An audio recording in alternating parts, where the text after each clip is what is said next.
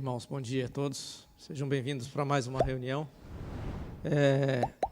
Hoje o tema dessa semana, eu coloquei aqui, justificados em Cristo.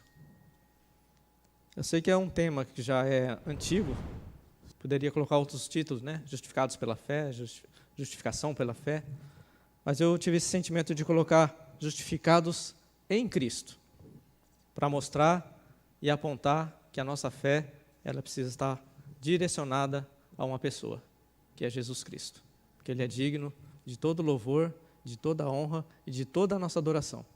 Que essa nossa fé, irmãos, seja exclusivamente depositada em Jesus, porque só Ele pode nos trazer salvação. Amém? O texto que eu coloquei aqui é Romanos 5, se os irmãos puderem abrir a Bíblia. Romanos capítulo 5, 1 e 2. E o texto diz o seguinte: justificados, pois, mediante a fé, temos paz com Deus, por meio de nosso Senhor Jesus Cristo, por intermédio de quem obtivemos igualmente acesso pela fé a esta graça na qual estamos firmes, gloriamo-nos na esperança da glória de Deus. Amém? Esse tema veio num sentimento, uma semana, acho que anterior, semana passada, se eu não me engano, fui convidado para partir o pão junto com os irmãos e eu fui escalado para trazer uma mensagem. E eu li essa passagem de Romanos 5, que fala sobre uma justificação. É um texto muito rico, que fala dessa redenção, de uma santificação e dessa glorificação. Então, irmãos, o Espírito me incomodou sobre essa justificação, então foi na qual eu pude trazer esse tema, né? Eu queria aprofundar mais um pouco sobre essa questão, tá? Então foi esse sentimento que eu tive para poder trazer essa mensagem aqui hoje. Então aqui é o seguinte: o apóstolo Paulo aqui em Romanos, ele fala assim, justificados, pois, mediante a fé. Essa palavra justificado, irmãos, ela é o oposto de condenado. Para quem trabalha na área jurídica, e sabe muito bem que ser justificado denota uma posição. Uma pessoa que passou por um julgamento, passou por uma análise, e ela foi avaliada, e ela foi justificada, né? Ela se está numa posição justa agora, né? Como nós estamos falando da palavra de Deus, então como se nós estivesse diante de um tribunal, né? Deus, o juiz, nós somos os réus. Mas para entender melhor essa palavra, o significado dessa palavra, nós precisamos voltar um pouquinho antes, em Romanos 3, que Paulo aqui ele dá uma compreensão melhor acerca desse assunto. Romanos 3, de 9 a 12. Que se conclui: temos nós qualquer vantagem? Não, de forma nenhuma, pois já temos demonstrado que todos, tanto os judeus como gregos, estão debaixo do pecado. Como está escrito: não há justo, nenhum sequer. Não há quem entenda, não há quem busque a Deus. Todos extraviaram, a uma se fizeram inúteis. Não há quem faça o bem, não há nenhum sequer.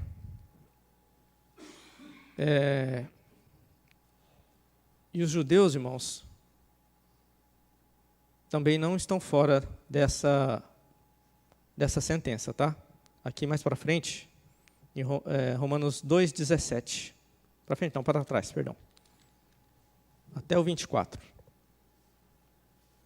Se, porém, tu, que tens por sobrenome judeu, e repousa na lei, e te glorias em Deus, para ser te glorias em Deus, que conhece a sua vontade e provas as coisas excelentes, sendo instruídos na lei, que está persuadido de que és guia de cegos, luz dos que se encontram em trevas, instrutor de ignorantes, mestre de crianças, tendo na lei a forma da sabedoria e da verdade.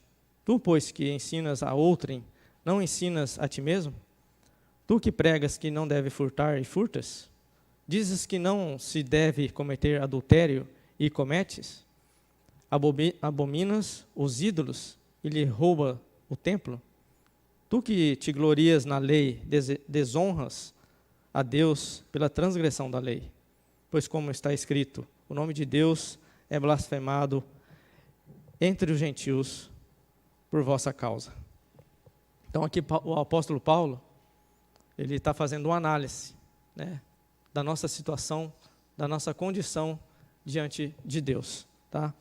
Paulo, ele não só repreende os judeus, como a si mesmo, ele se inclui como judeu. Então isso também serve para ele. Tá?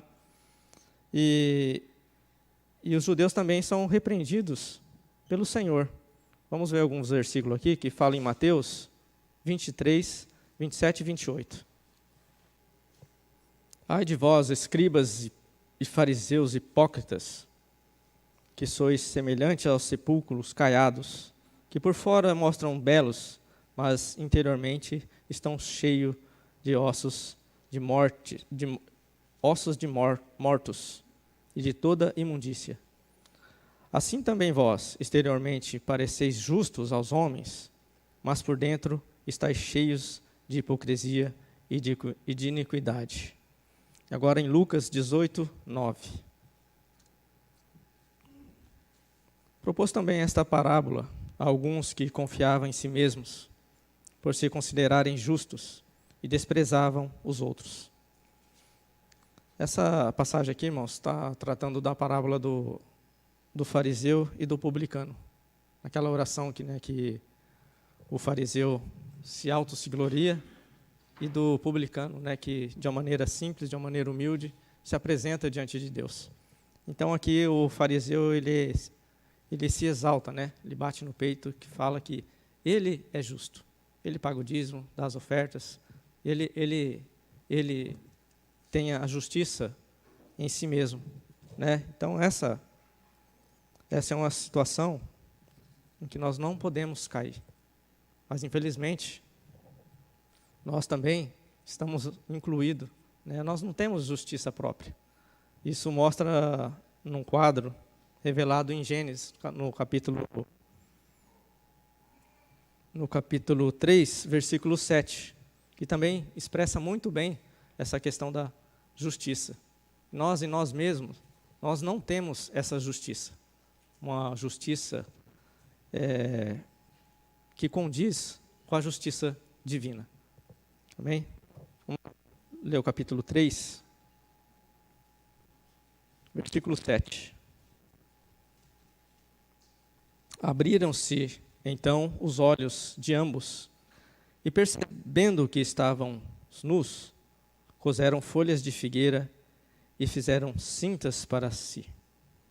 Então, esse aqui é um quadro, irmãos, que mostra a nossa condição. Nós não temos justiça própria. Nossa justiça, ela é inferior. Obrigado.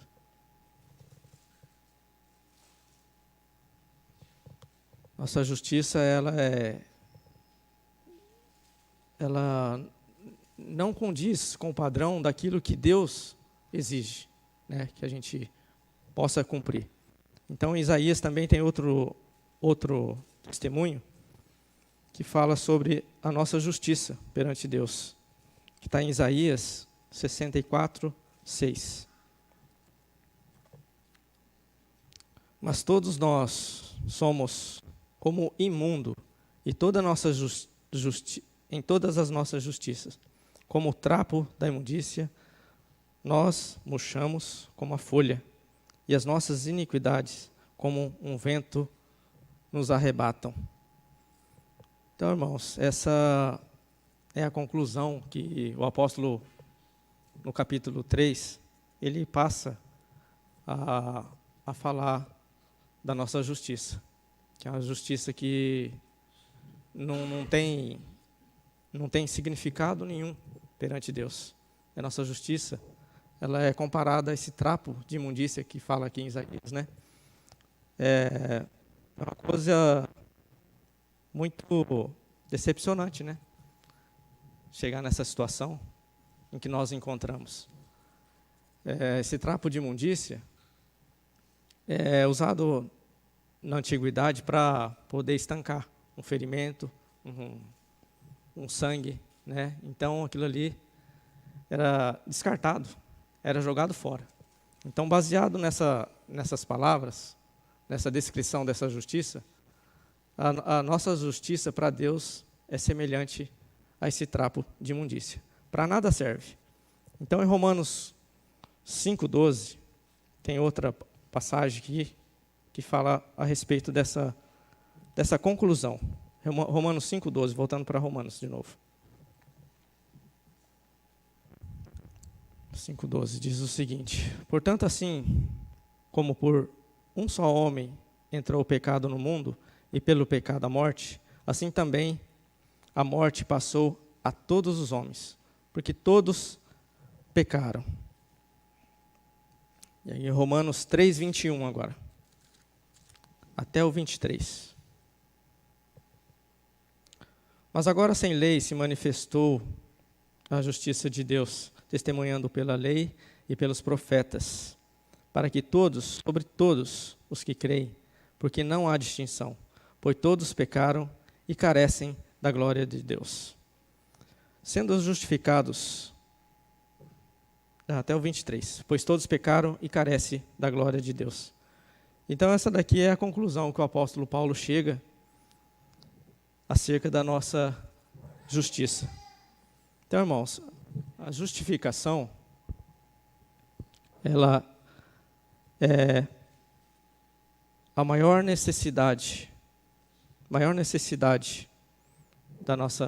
do nosso viver.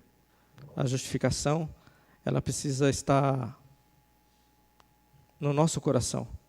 Podemos pedir para o Senhor misericórdia, para que Ele, na sua rica, infinita misericórdia, nos conceda graça e alcance essa justificação. Só que nós vimos que, pelos textos bíblicos, a nossa justificação ela não é suficiente para nos justificar a nós mesmos, né? Nós precisamos de uma justiça superior, a que vem do alto, para poder estar satisfazendo a necessidade e as justas exigências de Deus, né? Então, a maior tragédia, irmão, do ser humano foi o pecado. O pecado nos arruinou. O pecado nos colocou numa posição onde nós somos separados de Deus, né? Lamentável.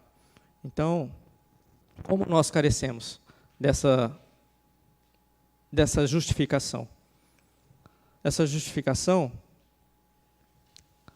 ela precisa estar constituída no nosso ser. Ela é muito mais valiosa e preciosa do que a nossa saúde, do que o prazer, do que o poder, do que a riqueza. Então, nós precisamos, na verdade, e a nossa necessidade é a salvação. Amém?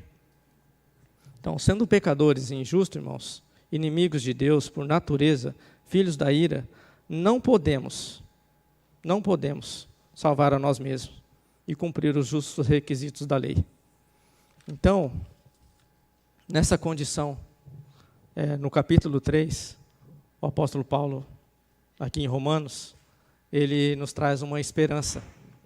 Irmãos, o apóstolo Paulo, ele se apega nas promessas de Deus. Ele vê uma justificação mediante a fé. Então, eu queria ler com os irmãos sobre essa experiência. Ele cita a Abraão. Não tem como nós falarmos de justificação, de santificação, se nós não falarmos de Abraão, na verdade. Porque Abraão ele é considerado como nosso pai da fé. Então, vamos falar um pouquinho sobre a experiência de Abraão aqui, que fica em Gálatas 3, de 6 a 14. E é o caso de Abraão que creu em Deus, e isso lhe foi imputado para a justiça. Sabei, pois, que os da lei, os da fé, é que são filhos de Abraão. Ora, tendo a Escritura previsto que Deus justificaria pela fé os gentios, pré-anunciou o Evangelho a Abraão. Em ti serão abençoados todos os povos, de modo que os da fé são abençoados com o crente Abraão. Todos quantos, pois, são das obras da lei, estão debaixo de maldição, porque está escrito: maldito todo aquele que não permanece em todas as coisas escritas no livro da lei, para praticá-las. É evidente que pela lei ninguém é justificado diante de Deus, porque o justo viverá pela fé. Ora, a lei não procede de fé, mas aquele que observar os seus preceitos, por eles viverá. Cristo nos resgatou, aleluia, Cristo nos resgatou da maldição da lei, fazendo-se Ele próprio maldição em nosso lugar. Porque está escrito: maldito todo aquele que for pendurado em madeiro. E para que a bênção de Abraão chegasse aos gentios em Jesus Cristo, a fim de que recebêssemos pela fé o Espírito prometido. Amém. E agora quero ler mais uma passagem que está em Mateus 1:1. Capítulo 1, versículo 1. Livro da genealogia de Jesus Cristo, filho de Davi, filho de Abraão. O nome de Abraão, ele é mencionado mais uma vez aqui no primeiro versículo do capítulo 1 de Mateus, indicando, irmãos, que Jesus Cristo, ele vem dessa linhagem, né? A linhagem da promessa. Irmãos, louvado seja o Senhor, que o herdeiro da promessa chegou, Jesus Cristo. Ele foi o único digno e qualificado para poder levar a cabo essa promessa.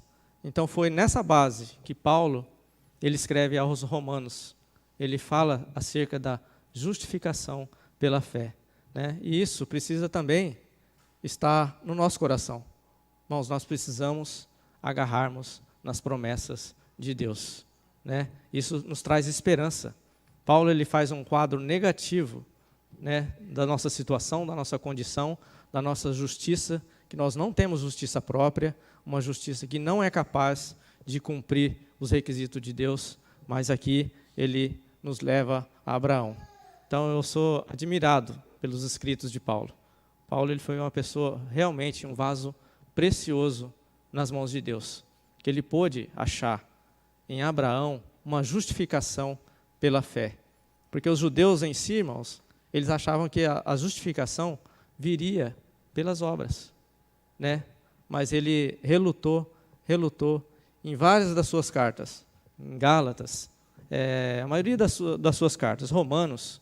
Então Paulo, ele trata desse assunto sobre a justificação pela fé, mediante o sangue precioso do nosso Senhor Jesus Cristo. Isso precisa estar arraigado e alicerçado no nosso coração. Precisa ser a nossa bandeira, o nosso estandarte, o nosso testemunho diante das pessoas. Amém, irmãos? A justificação pela fé, ela é algo precioso e precisa ser carregado para frente. Eu sei que é um título que é muito falado entre os cristãos, mas isso é uma coisa que não podemos deixar de falar, dessa justificação, dessa salvação que Deus providenciou para cada um de nós, irmãos. E como que nós alcançamos essa justificação, né? Queria abrir a Bíblia aqui em Romanos 3, 21 e 22. Mas agora sem lei se manifestou a justiça de Deus, testemunhada pela lei e pelos profetas. Justiça de Deus, mediante a fé em Jesus Cristo, para todos os que creem, porque não há distinção. Todos pecaram e carecem da glória de Deus. Aqui eu queria enfatizar aqui, para todos os que creem. E agora em Romanos 10, de 9 a 10. Se com tua boca confessares Jesus como Senhor e em teu coração creres que Deus o ressuscitou entre os mortos, serás salvo. Porque com o coração se crê para a justiça, com a boca confessa a respeito da salvação. Amém, irmãos? Então aqui está o caminho para alcançarmos essa justificação. É só mediante pela fé, crendo e recebendo a Jesus Cristo como nosso único e exclusivo Salvador. Porque não há salvação em nenhum outro lugar, somente na pessoa e na obra de Jesus Cristo. Amém? E quais são os benefícios da nossa justificação? Aqui é o seguinte, os benefícios são muitos. Como se trata de uma justiça, irmãos, toda a justiça de Cristo, ela passa a ser nossa. Nós, como posição de pecadores, nós somos justificados diante de Deus. Então, nossos pecados, eles são cancelados, né, mediante o sangue de Jesus. E toda justiça, ela é aplicada em nós, pela fé. Percebe? Quando o nosso pecado é carregado sobre ele, a justiça dele também é imputada a nós, mediante a fé. Então, tudo o que Jesus fez, tudo o que Jesus realizou e cumpriu, passa a ser nosso. Passa a ser a nossa herança e a nossa porção. Segundo ponto, todos os registros de dívida, de pecados, são cancelados. Somos reconciliados com Deus. Romanos 5:10.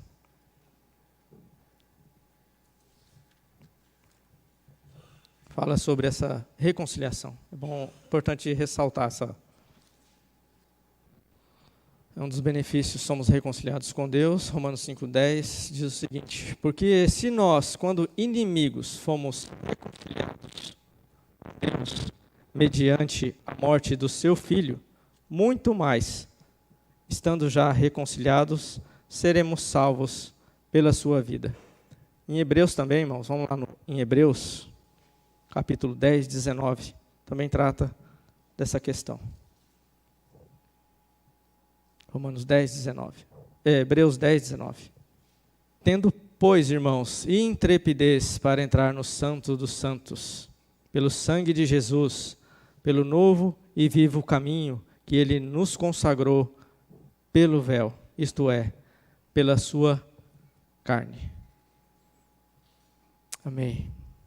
Então, irmãos, com base nessa obra, é que nós nos tornamos reconciliados com Deus. E, mediante essa obra, nós também temos o benefício de ganharmos uma nova vida em Cristo Jesus. Porque se pela morte, aqui fala, nós fomos reconciliados com Deus, mediante a essa obra, aí o apóstolo Paulo fala aqui que muito mais, estando já reconciliados, seremos salvos pela sua vida. Agora, a vida divina também, nós nos apropriamos dela. A vida de Jesus também agora está disponível a todos aqueles que creem. Amém? Então, esse, irmãos, é um ensino da justificação que precisa estar, constituído no nosso ser. Essa justificação pela fé. Uma verdade que precisa ser testemunhada. Assim como o apóstolo Paulo teve uma visão celestial, o que ele viu, diante lá do rei Agripa, ele dá esse testemunho que ele não foi desobediente a essa visão. Irmãos, o apóstolo Paulo, ele viu Cristo glorificado. Ele viu a igreja, ele viu a pessoa de Jesus sendo o nosso justo, o nosso justificador, o nosso perdoador, irmãos. Então, é com base nisso que o apóstolo, ele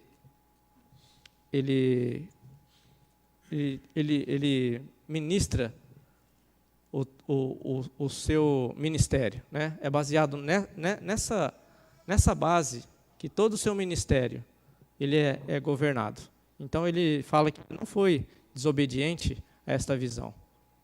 Então, isso também precisa estar constituído em nosso ser. Essa justificação pela fé, essa salvação, precisa governar a nossa vida. Precisa ser o nosso alicerce, a nossa base e o nosso testemunho, para que outras pessoas também possam ver em nós essa graça e essa misericórdia de Deus. Amém? E voltando aqui no capítulo 5, só queria abordar mais alguma coisa de Romanos. Aqui no 1, aqui, esse texto que a gente leu. Justificados, pois, mediante a fé, temos paz com Deus, por meio de nosso Senhor Jesus Cristo, por intermédio de quem obtivemos igualmente acesso, pela fé, a esta graça, no qual estamos firmes e gloriamos na esperança da glória de Deus. E não somente isto, mas também nos gloriamos nas próprias tribulações, sabendo que a tribulação produz perseverança, e a perseverança, experiência, e a experiência, esperança. Ora, a esperança não confunde, porque o amor de Deus é derramado em nosso coração pelo Espírito Santo que nos foi outorgado. Porque Cristo, quando nós ainda éramos fracos, morreu ao seu tempo pelos ímpios. Dificilmente alguém morreria por um justo, pois poderá que ser pelo bom alguém se anime a morrer. Mas Deus prova o seu próprio amor para conosco, pelo fato de ter Cristo morrido por nós, sendo nós ainda pecadores. Logo mais, muito mais, agora sendo justificados pelo seu sangue, seremos salvos da ira. Porque se nós, quando inimigos, fomos reconciliados com Deus mediante a morte do seu Filho, muito mais, estando já reconciliados, seremos salvos pela sua vida. Então, irmãos, é gracioso saber que nós fomos reconciliados com Deus mediante essa obra maravilhosa. E tudo aquilo que o Senhor fez e realizou, pela fé, nós podemos ter acesso, né? Nós temos comunhão, nós temos paz com Deus. E essa vida divina, agora que habitando em nós, no nosso interior, no nosso espírito, ela precisa nos governar, né? Essa justiça, ela precisa ser aplicada na nossa vida e expressa na nossa vida. Precisamos ter atos de justiça, né? Em Apocalipse 19, 7 e 8, tem um versículo precioso que eu queria ler para os irmãos aqui também, para estar finalizando, tá? Apocalipse 19, 7 e 8. Diz o seguinte: alegremo-nos, exultemos, demo-lhe a glória, porque são chegadas as bodas do Cordeiro, cuja esposa a si mesma se ataviou, pois lhe foi dado vestir-se de linho finíssimo, resplandecente e puro, porque o linho finíssimo são os atos de justiça dos santos. Olha como é precioso, irmãos, essa justificação, e como é importante nós vivermos baseados e alicerçados nessa obra que o Senhor realizou, né? Mediante a sua morte e a sua ressurreição, essa vida que nós ganhamos, hoje nós podemos, irmãos, praticar atos de justiça, para que naquele dia a gente possa estar participando dessas bodas do Cordeiro, né? E pedimos ao Senhor graça e misericórdia, que Ele possa estar nos orientando, nos guiando durante o nosso viver cristão, e que isso seja constituído em nós, irmãos, né? Que a gente possa estar realmente de uma maneira verdadeira, adorando o Senhor, louvando e expressando essa justiça. Amém, irmãos?